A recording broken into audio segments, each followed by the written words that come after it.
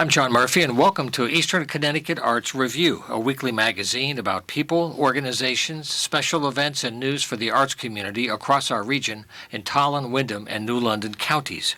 I'm here with you live with my co-producer Matt Rupar every Wednesday at 5:30. Our program this week will be in two segments. We're going to start off with a conversation with Kathy Shires from the Windham Regional Arts Council, and then for the second half, we're going to get an update of the arts with Brett Thompson from the Connecticut Arts Alliance, a statewide partnership organization looking at arts across Connecticut. And we'll have an update with Brett from Hartford at the second half of the show. First off, Kathy, this is our first show for the new year. Welcome to the studio, and thank you for being here. Thank you, John, and Happy New Year. You betcha. It's great to have you here. We've been on many times over the years, and RAC always has great things. Even though COVID is here, you've still managed to keep pretty active, all things considered. We're doing our best. That's yes. Right. Well, let's get right into it with the time that we have today, because you just had a climax with a great competition that you have every year that highlights young musicians. Right. We just hosted our 35th annual Young Artist Music Competition. That took place on December 5th. At the Burton Levitt Theater here in Willimantic. There were we had some moments earlier in the year when we weren't really sure, with everything going on, doesn't need explanation, that, whether we would be able to successfully pull this off. And, thanks to our capable board and the competition director, Carol Twardowski-Heap, who is our vice president, actually, she did a great job pulling all of this together. And we got the invitations out in September and October. Response was a little bit down from previous years, but that we understood. Just because of everything going on. Yes, I think so. Yeah. And in the end, we had 13 who enrolled, 13 performances. We had a great panel of judges. And it was really a wonderful day. The theater, I got to give a shout out to the Windham Theater Guild. What a great group in terms of, Martha and Victor Funderburk were there to work and enjoy it at the same time, as well as a great tech person who did the lighting and the sound. And it was just a great day. Yeah, they're a great resource. They've served so many things. Plus, their own presentations have been, worked on throughout the years, too. Yes, and, we're so grateful to them. And in the end, for people who might be familiar with this event, we have individual prize winners in their various instruments and their age groups. The grand prize winner, I'm happy to announce, her name is Shira Mark, and she is a flute player. And so she will be performing at a future concert with the Willimantic Orchestra. Date to be determined at this point, because what a great opportunity for her. It is. Great. The level of talent for all of these kids is just tremendous. And it's like going to a free concert where, the level of talent is just amazing.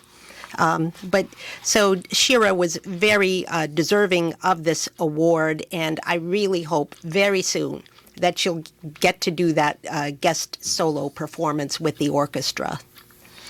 Now, your series continues at the hospital with the art exhibit area off the main entrance, and you have a program coming up for the current month with the Coventry Arts Guild. Can you talk briefly about that and how that space is working out during this time? Yes, that installation is in place as we speak. It just went up on Sunday. The Coventry Arts Guild, who we work with on many projects, they are members of RAC as an organization. Because we had Richard here in December, too. Yes, Richard, real of partners. Course. Yeah. Oh, yes. He's a great leader for the Coventry Arts Guild. They're in very good hands. And so they installed their exhibit at the hospital on Sunday. The public is welcome to go into the hospital.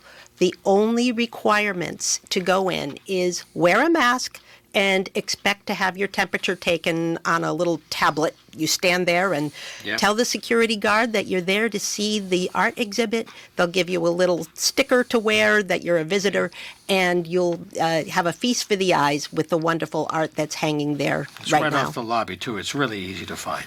Correct. Right. And all purchases can be made through the gift shop. If the gift shop is not open, there's instructions there on what the purchaser can do.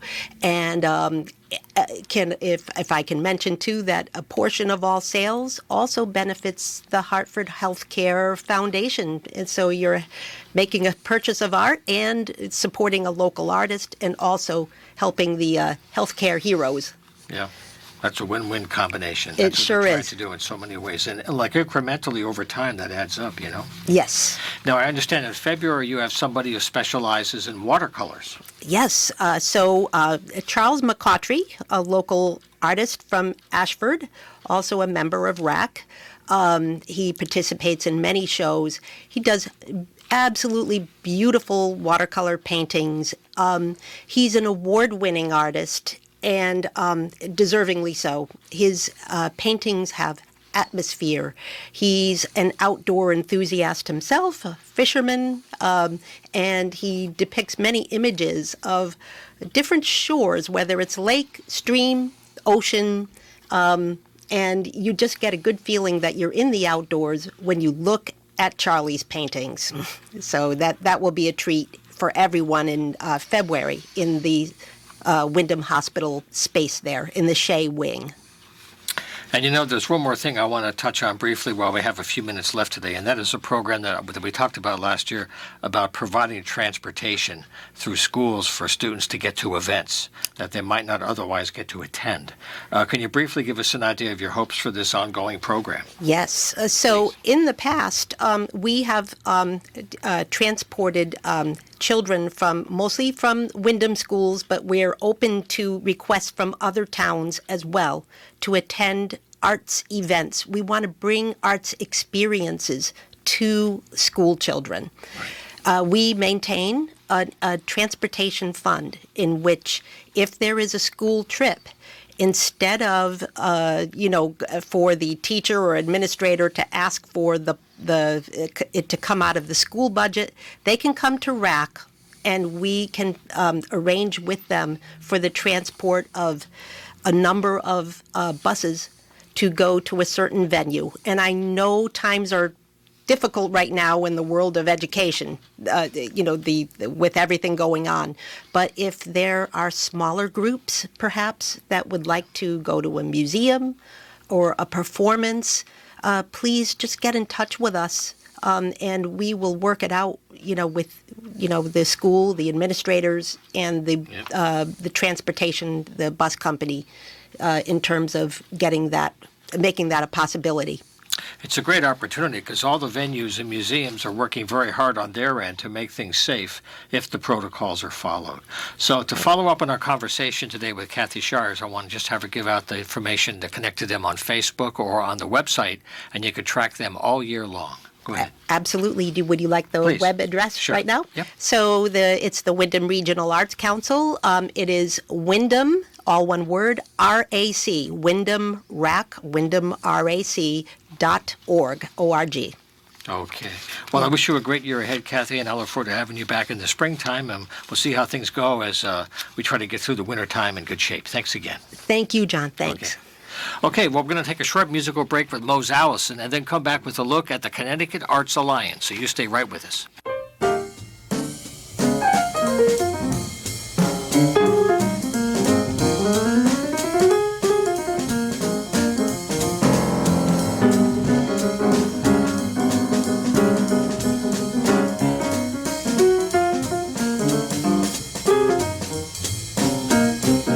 Look here, what you think you're gonna be doing next year? No lie, how you know you're not going up and die? No doubt, soon enough your friends will find you out. Take care, you know you might not have much time to spare.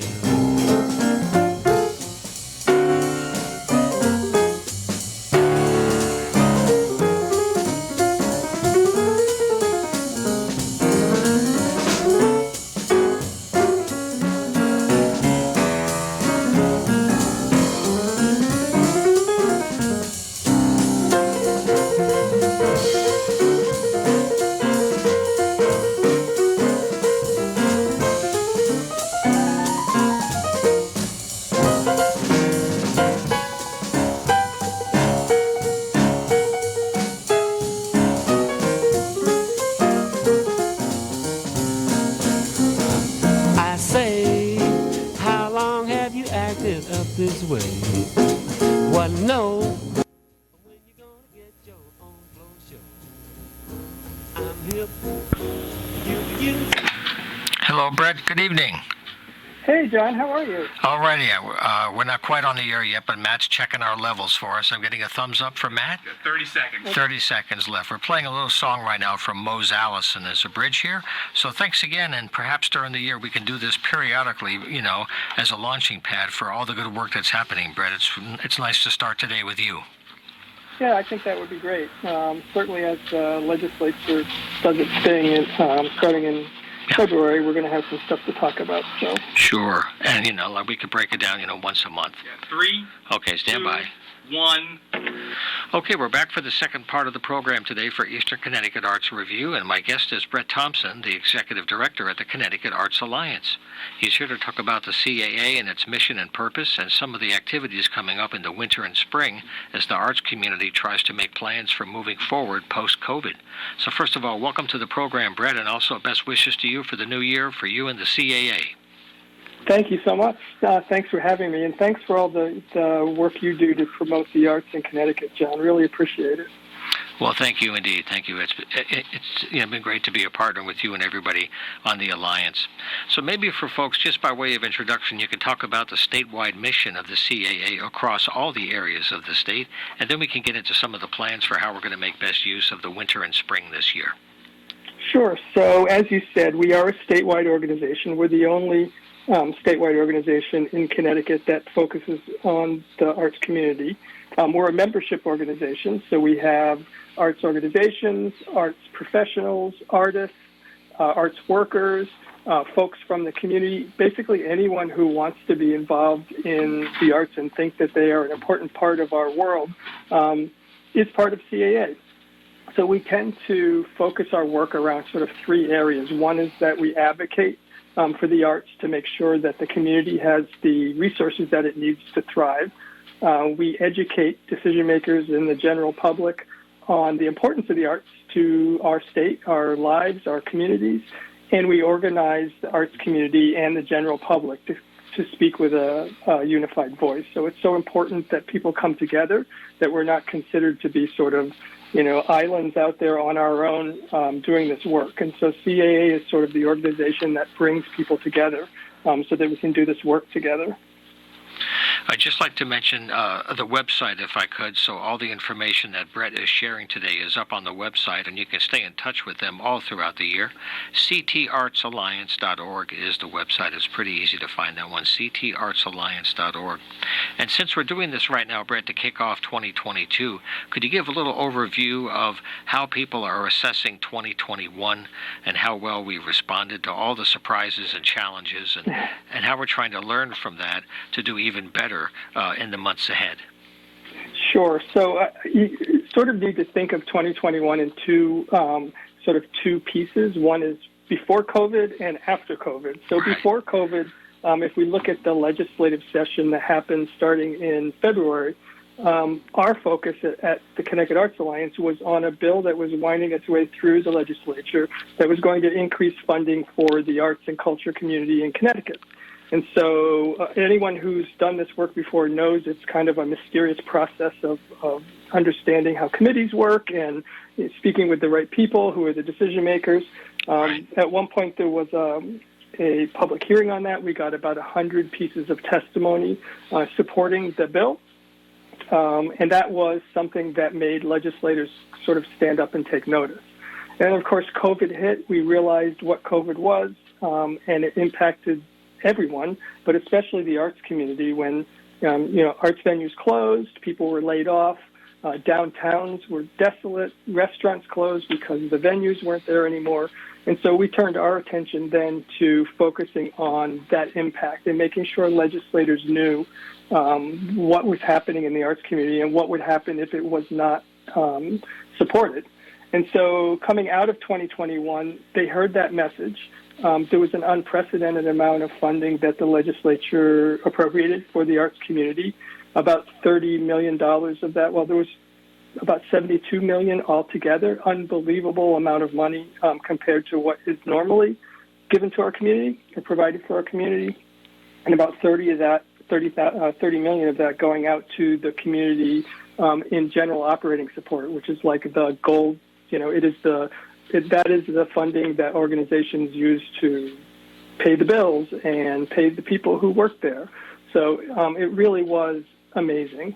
We were very, very happy. And of course, it wasn't just the Arts Alliance that made that happen. There were lots of people all across the state who were working hard to make sure the legislature got it. And they did. And, some of that was also partially tied to the Federal American Rescue Plan, right? That was a federal kind of a matching program or something to help all the states to supplement what they were doing, right? Yes, yeah. But I think the key there, that's absolutely true. And there was lots of funding that came into Connecticut. But the legislature they got to decide how that money would be allocated. And so the fact that they chose to use some of that money to support our community meant a lot. Now, you had mentioned that, planning ahead now, we have the legislative session coming up. I know there were some bills that got very close but didn't quite make it through, that people will try again, I believe, this year to bring some of that back. But when you look ahead to the session and how people can actively connect at the local level to make a difference, there are some campaigns the CAA is working on with partners. Could you point out some of those points of connection people can pursue? Sure. So, we're not out of the woods. I mean, we've seen 3 waves of COVID, and so every time we think we are out of the woods, we're back. So one of the things that we'll need to do in the session that's coming up this coming February is to make sure the legislature knows that it's not over yet, right? That the arts community is not in full recovery because COVID is still here.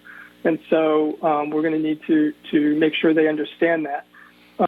But there's a couple of things that, we believe that advocacy is one of those words that some people, they love it. Other people are it's kind of scary and standoffish for them. Advocacy for us means to be involved at whatever level you feel comfortable, at whatever level you have time for. It matters no matter, the smallest acts can make a big difference. So we have a couple of campaigns on our website. One is a simple email that you can send to your legislators that just thanks them for their support this year. They hear lots of complaints from constituents about things that aren't happening. Sending them a thank you letter is a huge way to let them know that we appreciate what they're doing. It's noticed. I know it's noticed, yeah.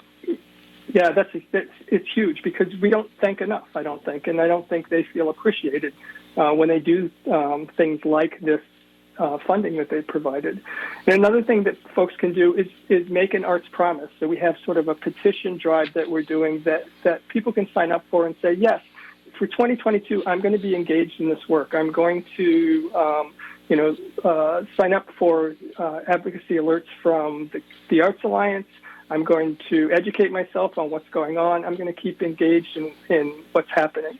And finally, of course, a third thing folks can do is just become a member of the Arts Alliance. That kind of brings you into a circle of folks who are doing this work on a daily basis. What I'm going to do with all the folks in the Alliance is each month to try to have someone like yourself or some partner organization or somebody involved to kind of personalize all the work, to tell local stories, and to share information that people learn as we go, new solutions, ideas about opening venues, strategies for marketing and outreach. These are all things that we can have dialogues about all throughout the year. Yeah, that's a wonderful idea. And the arts are... they are everywhere, but it's it's complex. There's lots of pieces to it. It's not just the theater in town. It's, the dance studio. It's the artists. It's the arts educators. It's all the folks. So I think the more we talk about it, the more people understand, especially decision makers who are, allocating funding for various things. It's important for them to know what our community is. Okay, well, Brett Thompson, thank you once again for helping us launch our new season here for the Eastern Connecticut Arts Review. I'll look forward to staying in touch with you and the other CAA folks in the months ahead, so thanks again. That sounds great. Thanks so much for having me, John. Take care now. Bye-bye. You too. Bye-bye. And the website to stay connected is ctartsalliance.org to stay in touch with these good folks throughout the year. If you'd like to be a guest now, we're planning out the shows for the wintertime. Just send an email to john@humanartsmedia.com. We'll be happy to have you here if you're an artist or an arts organization. Anybody tied to our local economy and the creative business side, just contact us here in the studio. We'll be happy to have you right here at WILI every Wednesday at 5:30. So until next week, take care. I send you my best wishes for the new year, and we'll see you next week.